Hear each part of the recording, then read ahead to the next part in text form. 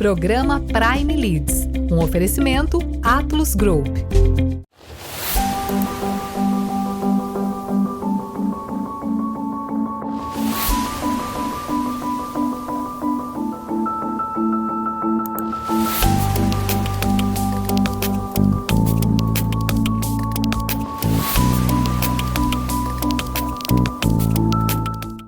Seja bem-vindo a mais um programa da Prime TV. Obrigado, telespectador, pela tua audiência. Obrigado por esse encontro semanal que nós temos aqui na Prime. Tenho hoje a satisfação de receber um amigo, Marco Aurélio. Marco é diretor de vendas da Acer. Marco, obrigado por ter aceito o convite. Sei que a tua agenda é bem concorrida, um privilégio poder receber o amigo aqui para conhecer um pouco a tua história, teu momento e falar um pouquinho sobre o futuro. Seja bem-vindo. Obrigado a você, Luciano, pelo convite para toda a Prime Leads. Muito obrigado, prazer estar aqui. 2 décadas já nessa carreira executiva, né? 20 anos. Você pode compartilhar com o nosso telespectador essa jornada, dessa construção com excelência que você vem realizando, Marco? Bom, 20 e poucos anos ainda, não sei a idade. Olha, compartilhar o que a gente executa com você. Eu não consigo falar dessa forma, mas acho que eu penso muito na jornada, né, do que passei. E acho que foi uma jornada muito fundamentada em parte comercial, parte técnica, produto, marketing. Tive a felicidade de passar por diferentes segmentos, né? Então lá atrás na minha carreira eu consegui viver fábrica, viver logística, viver procurement, áreas que não tem muito a ver com o que eu faço hoje, mas que foram fundamentais para eu ter um pouco de noção e contexto do todo, de todo o backstage, de como uma operação funciona. E aí tive a felicidade de poder viver, né, culturas diferentes, empresas muito diferentes, às vezes dicotômicas, né, em termos de forma de se posicionar, comunicar e cultura. Passei por Samsung, passei por Intel, então acho que foi uma grande escola cultural, né, é uma empresa que tem uma história, um berço ali da tecnologia e tem uma cultura muito pujante, então fui feliz de passar quase 9 anos ali pela Intel. Tive uma passagem pela Dell também na diretoria de varejo e marketplace. Tive uma felicidade, uma oportunidade de iniciar a operação de um player chinês no segmento de smartphone aqui no Brasil. Eu posso falar que foi uma aventura de certa forma, né, porque tinha uma barreira cultural, uma barreira de comunicação muito grande. Reportar para um chinês que não fala português nem inglês e você iniciar uma operação aqui no Brasil de um porte grande, com uma ambição do tamanho chinês. E agora eu tenho um desafio muito bacana, que eu estou super entusiasmado, que é realmente desenvolver o negócio da Acer no segmento corporativo, no B2B.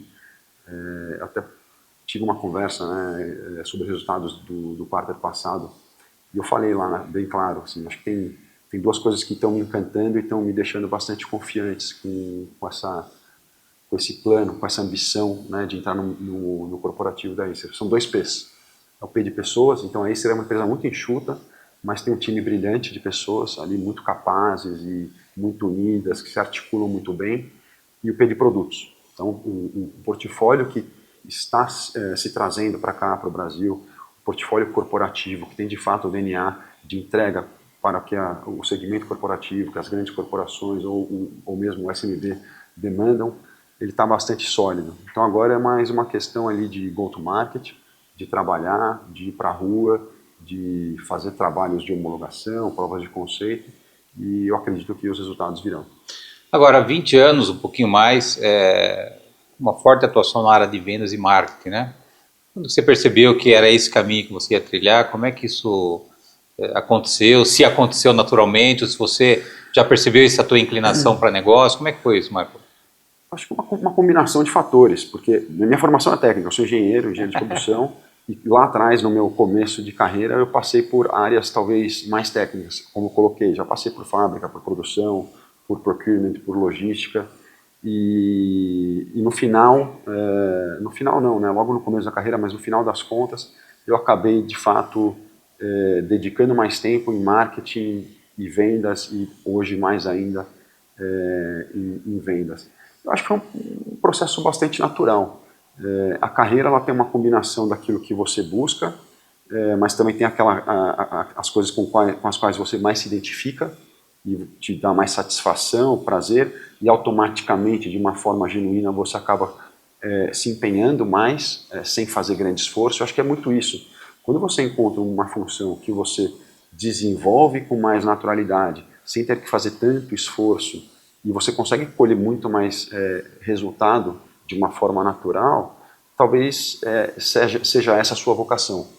Quando você tem que fazer muito esforço e você está colhendo pouco resultado, talvez essa não seja a sua vocação. Você tem que voltar e pensar, onde que eu navego de forma mais natural? Onde eu me sinto melhor? Onde eu me sinto mais à vontade? Eu acho que isso é o que cada indivíduo, cada profissional tem que buscar sentir desde o começo da carreira. Então, quem tem a oportunidade de, desde o início, transitar por áreas diferentes, conviver e experimentar áreas diferentes, faça. Eu sei que não é qualquer empresa que permite isso, né? Isso é muito cultural.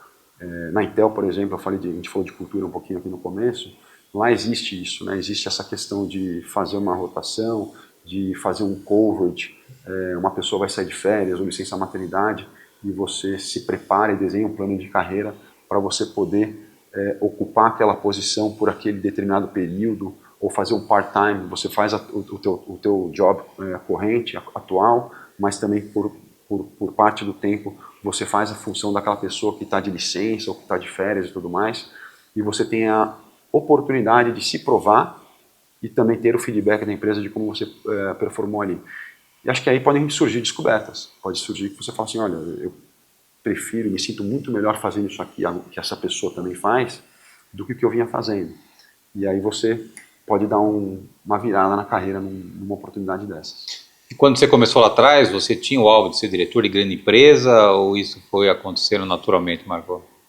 Era um sonho ter, um desejo, um objetivo que você tinha? Olha, acho que quando eu era estagiário, trainee, você sempre tem muita ansiedade, você quer pensar grande, quer ser grande, tudo mais. Meter a gravata, né? Seu sonho na gravata. E eu acho que isso vira até um pouco de conselho, assim, para quem está começando agora, assim. Não pense assim, não vai por aí. Porque isso, na verdade, cria muita ansiedade e te faz, através da ansiedade, querer buscar atalhos. E atalho não funciona. Tá? Quando a gente fala de jornada, o atalho não funciona. O caminho mais curto, ele vai ser mais curto em experiência, em aprendizado e tudo mais, e lá na frente esse gap vai ser cobrado. Então, eu acho que, felizmente, ao longo da minha carreira, eu parei de pensar nisso, de me prender nessa questão de cargo, de ser isso, aquilo e tudo mais, e focar em fazer uma boa entrega. Eu acho que na posição que você está hoje, é como o mercado está te olhando, é como você está sendo visto, como você está sendo avaliado, e você está sendo avaliado o tempo todo. Você pode, talvez, não perceber isso, mas você está. Então, se você focar bem na sua entrega, ir além do seu escopo, ir além daquilo que você é cobrado, ser curioso, articular, fazer o networking, mas de uma maneira despretensiosa, ou seja, não ser interesseiro, ou seja, você tem que estar disposto a trocar.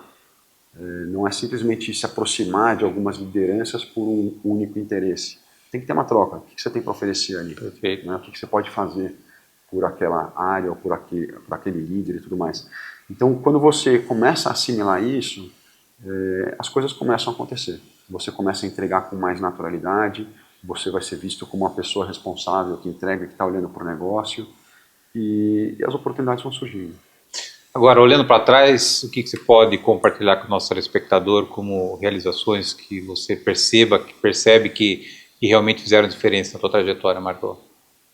Olha, eu não me apego tanto a realizações pontuais, né? Até porque eu acho que a realização dentro de cada empresa ela fazia parte já do escopo. Embora foi realização e tudo mais, eu vejo que era parte do meu trabalho. Então eu participei de indústria onde a gente foi responsável pelo lançamento de um segmento no Brasil, e aquilo foi um sucesso.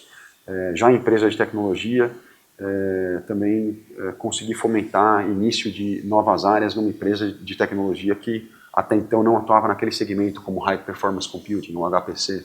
Então a gente investiu, trouxe pessoas técnicas, inclusive do mundo acadêmico, para criar provas de conceito, e no final aquilo acabou virando uma unidade de negócio que começou a gerar bastante receita e colocar no mapa do High Performance Computing, uma empresa que não era nem relevante naquele momento no mercado.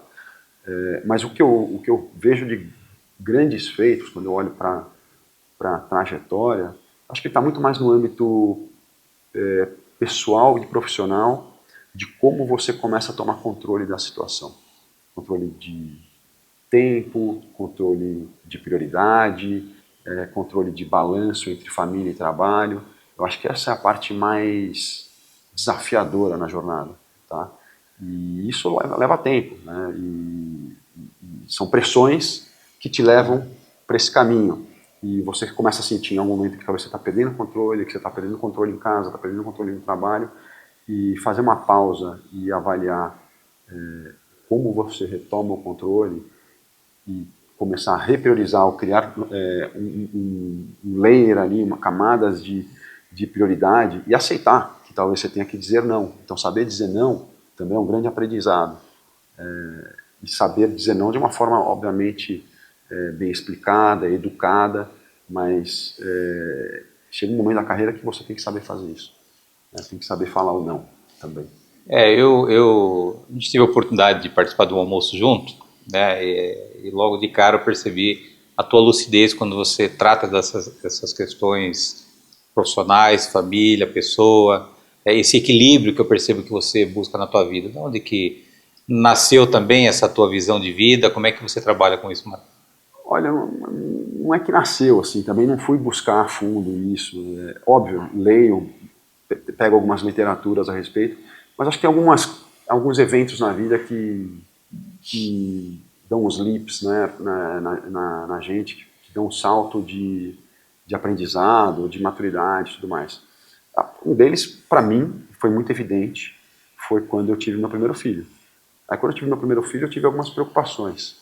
Tempo. Naquela época eu viajava muito. Teve um ano, meu filho nasceu em 2018, teve um ano, se não me engano foi 2019, acho que eu passei 22 semanas fora do país.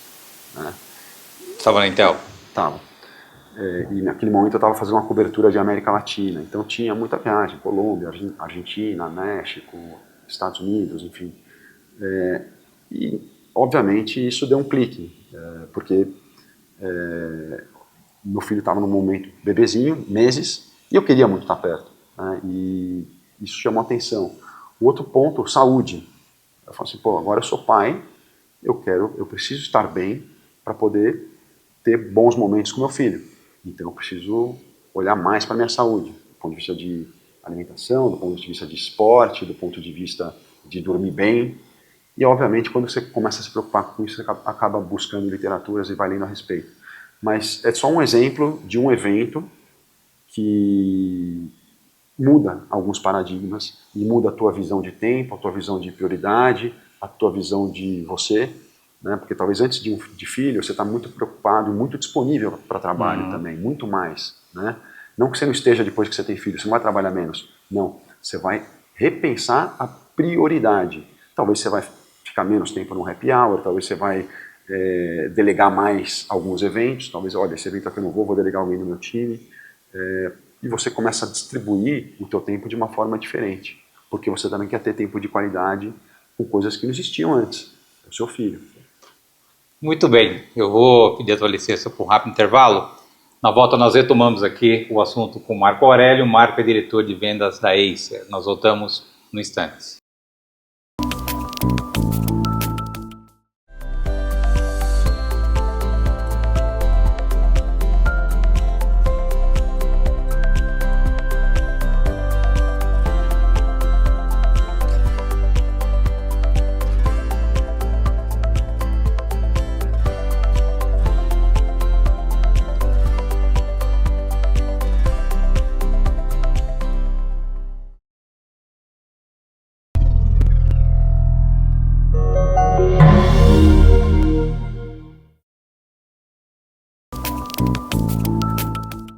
Voltamos. Nosso convidado de hoje é o Marco Aurélio. O Marco é diretor de vendas da Acer. Falamos bastante de desafio no primeiro bloco e você está no mais novo desafio que é a Acer, né? Como é que você está encarando esse desafio e quais são os seus principais desafios na Acer, Marco? Bom, primeiro, assim, eu estou bastante entusiasmado com o desafio, com a Acer, eu já conhecia muita gente da Acer antes de eu entrar na Acer, dos meus outros tempos ali na Intel, então a gente tem muito relacionamento. O mercado, ele eu não vou falar que ele é pequeno, né, mas ele é um mercado bastante concentrado, então as pessoas se conhecem. E vindo para dentro, né, da Acer, eu estou muito impressionado com as pessoas, com a abertura, com a receptividade e com o portfólio. O produto que eu vejo ali, ele me dá muita confiança para trabalhar, né? Então, quando eu olho o elemento pessoas e eu vejo o elemento produtos, eu acho que a gente tem um arsenal muito forte na mão. O grande desafio é romper essa barreira, essa bolha de ter a Acer como um player relevante no mundo corporativo. E aí eu falo do corporativo de diferentes segmentos verticais, SMB, governo, educação, pequenas, médias e grandes corporações. Então esse é o grande desafio, romper essa barreira, romper essa bolha, que é hoje muito concentrada em dois grandes players, né? Não preciso citar nomes aqui, mas é um mercado que está muito na mão de dois grandes players. Conversando com o mercado, a gente entende que o mercado quer ter opções, quer ter outras opções, outras marcas, outros fornecedores, mas também existe aquela questão de, olha, é o certo pelo incerto, o cara está funcionando com uma marca A ou B, ele quer ter uma outra opção, mas na hora ali de uma decisão, às vezes tem aquela questão de estar avesso a risco. E aí vem a parte que a Acer vem trabalhando bastante, né? Então a gente tem uma diretoria de serviços e soluções que tem trabalhado muito e de forma bastante flexível para entender a dor ali do cliente e trabalhar nas diferentes demandas. Então a gente não está criando serviços em caixinhas que são não flexíveis e é isso que temos para oferecer e ponto. Não, a gente busca entender e busca tentar trabalhar numa solução que melhor atenda aquele cliente. Do lado de produto, como eu coloquei, assim, a gente está com um portfólio bastante extenso, então a gente trouxe a linha Travelmate, que é uma linha que veio de uma aquisição lá no passado, que foi quando a Acer adquiriu essa parte da Texas Instruments, Gateway e tudo mais. Então, tem um DNA corporativo muito forte já na Acer, só que ele só não é conhecido. Então, a grande dificuldade, o grande desafio é fazer com que isso seja conhecido. Assim como a Acer é uma empresa muito consolidada, muito conhecida no varejo, muito conhecida no segmento gamer, os gamers são apaixonados pela marca Predator, Nitro e todo o nosso portfólio, a gente precisa agora virar essa paixão também para o mundo corporativo.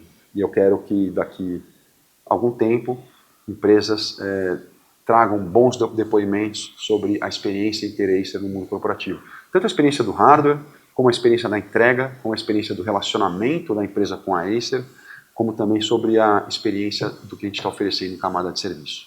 Eu imagino que o principal caminho para você entrar e começar a competir com esses dois grandes players é a construção de relacionamento, né, Marco? Relacionamento faz com que a gente curta caminho, acesse pessoas que às vezes a gente dificilmente acessaria. Como é que você, Prime, tem 12 anos nessa jornada de apoiar empresas na construção de relacionamentos, de conexão estratégica no mercado, como é que você trabalhou e continua trabalhando no teu network pessoal e como é que você vê a importância do network nesse desafio que é inserir a Acer nesse player corporativo B2B? Ele é fundamental, principalmente quando você tem que sair de uma inércia, né? E precisa conectar olho no olho com diversas pessoas, com tomadores de decisão. Você citou aqui como exemplo um almoço que a gente teve há algumas semanas atrás. Agora há pouco, você acabou de me apresentar o Alexandre lá do Agacore, enfim. Acho que passa por isso, né? Principalmente nesse momento. E eventos, você colocou bem, eventos. Hoje a gente tem fomentado muitos eventos com parceiros, com distribuidor, com canal. Então, fazer essas conexões onde você consegue ter o olho no olho, você consegue ter uma conversa do que é o seu plano, do qual que é o seu projeto, o que você tem de portfólio, o que você tem de serviço e solução. Você precisa passar por isso, tem que passar por networking, né? E a gente precisa criar, fomentar, pavimentar essa via de forma contínua e hoje mais do que nunca, porque é a fase de construção. Então a gente precisa abrir várias frentes.